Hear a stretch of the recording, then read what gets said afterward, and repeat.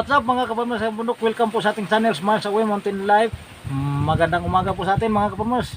Panibagong araw, panibagong vlog na naman tayo mga kapamers sa bundok. So ang ating pag-usapan ngayon mga kapamers sa bundok, yung pag-spray ng mga damo mga kapamers. Pangpatay na damo mga kapamers.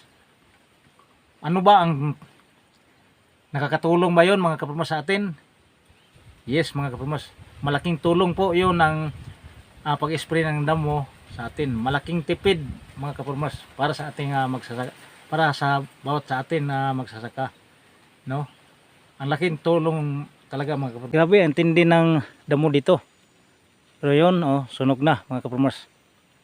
Pwede na natin linisin isang araw, hindi ko pa ito matapos mga kapurmas. Yung isang tangke lang ito mga kapurmas. Ano? Ito kasi linisan yun mga kapamers. Dabuhan ko na. Magdadalawang linggo ito mga kapamers. Yung ganito. Ano? Damuhan ko kagad. Patay na, madali na lang. Ayan. Ano? Isang tangke lang ito mga kapamers. Yung isang tangke ay isang pangpatay damo, isang sardinas at kalahati mga kaparmers ang nilagay ko dito. At hinaluan ko siya ng kahit asin lang mga kaparmers, dinabono. Yun ang nangyari. Patay na lahat. Okay, sumulong pa ito mga kaparmers. Mayroon pa doon sa taas, nisprayan ko doon sa taas. So dapat dyan ma-sprayhan ko yan. Grabe tindi ng damo dyan sa ating abakan, pero siguro dapat hindi matamaan ang abaka mga kapamers, kasi kawawa yung abakan, namatay yung abaka mga kapamers. Hindi gagano na tamaan mga kapamers, pero patay, matindi yung gamit natin. Hindi ko lang ipakita mga kapamers bundok yung pangpatay damo kasi bawal yun. Baka sabihin nila na nagpo-promote ako ng product. Hindi ko na lang pangalanganan mga kabundok yung brand na ginagamit ko. 2 linggo. Pwede na yung ganito. Ito sinaba. 1 linggo ito mga kapatid. Inanuhan ko na. Dinamuhan ko. Ayan. Kasi may plano ako dito mga kapatid. Okay. Yung isang litro ng pangpatay damo mga kapurmers, karamihan na nagsasabi na 1 hektarya ang ma-sprayhan dyan mga kapurmers sa bundok.